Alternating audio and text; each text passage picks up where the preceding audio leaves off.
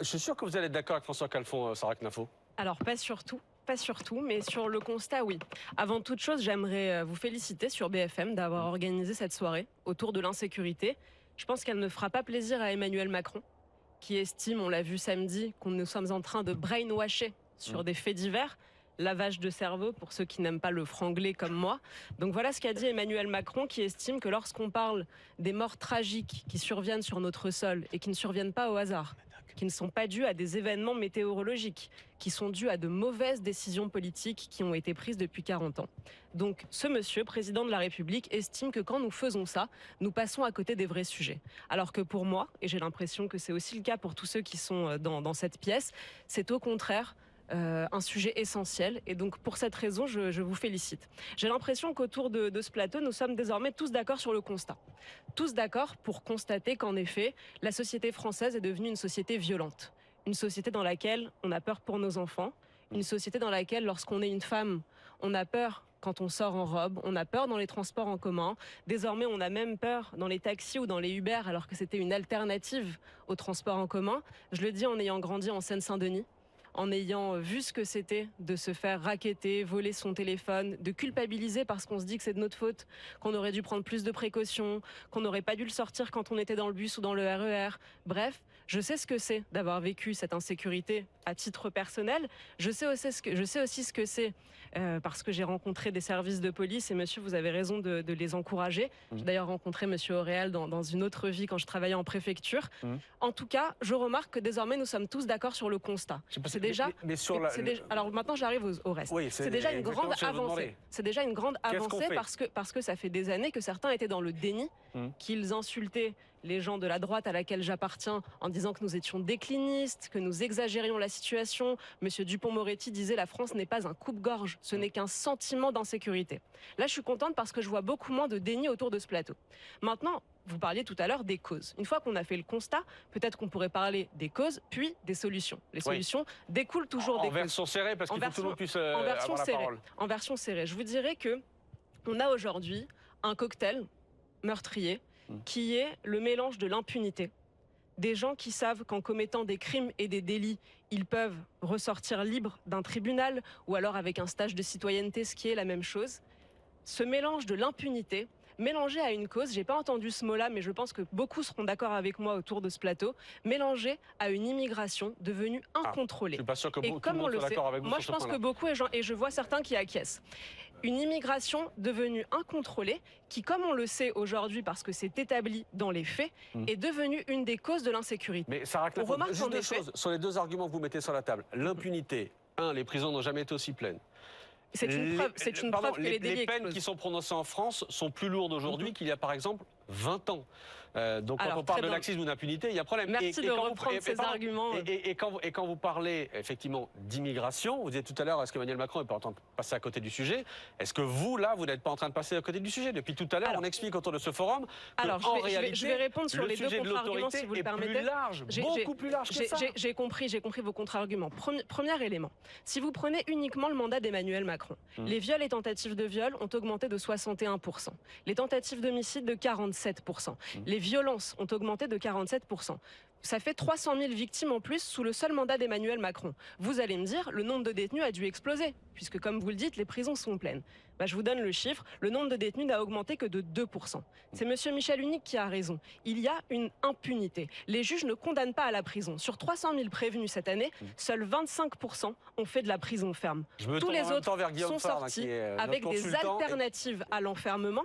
Vous avez d'ailleurs la loi Dati qui dit que la prison ferme doit être le dernier recours. Cette loi, il faut l'abolir.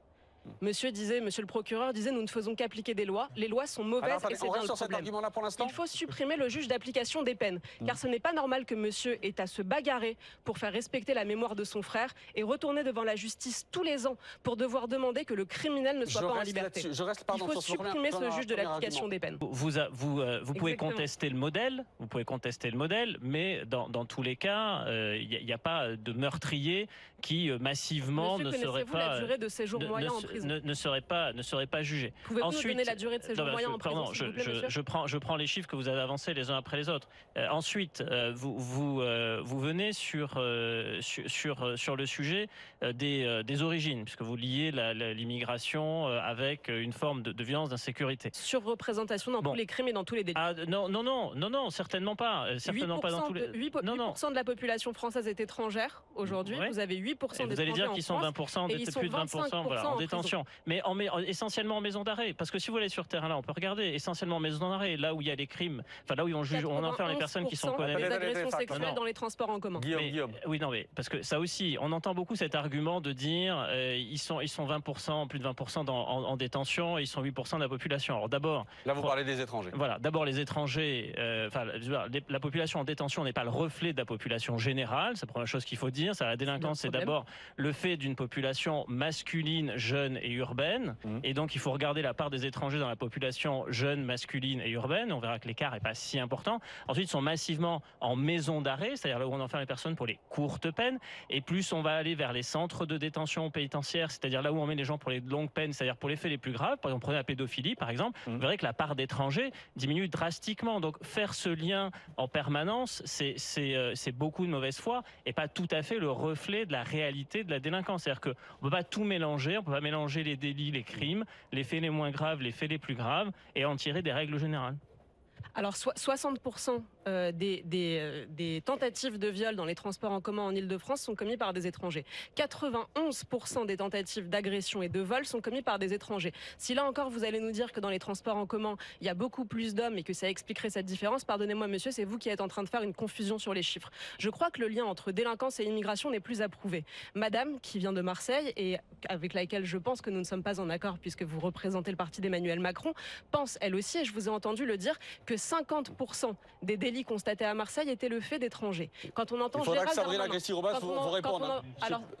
quand on entend Gérald Darmanin, qui lui aussi fait le lien entre délinquance et immigration, je pense que la plupart des Français sont d'accord avec moi. Et notamment, pardon, il y a une image qui vous a choqué, perturbé. On revient toujours à ces fameux soirs de violence après le PSG. C'est notamment les barrières qui étaient jetées sur le périphérique. Ben oui. Pourquoi ils ont pu jeter les barrières ? Parce qu'elles étaient là. Ben voilà, tout simplement. Les barrières, ça pue le net. Il faut avoir une autre action, il faut faire autre chose. Ils ont jeté des barrières parce qu'ils pouvaient le faire. Donc, si ça n'avait pas été des barrières, ça aurait été autre chose. Oui, ça pourrait être des plots qui font je ne sais pas combien de tonnes et qu'on ne bouge pas.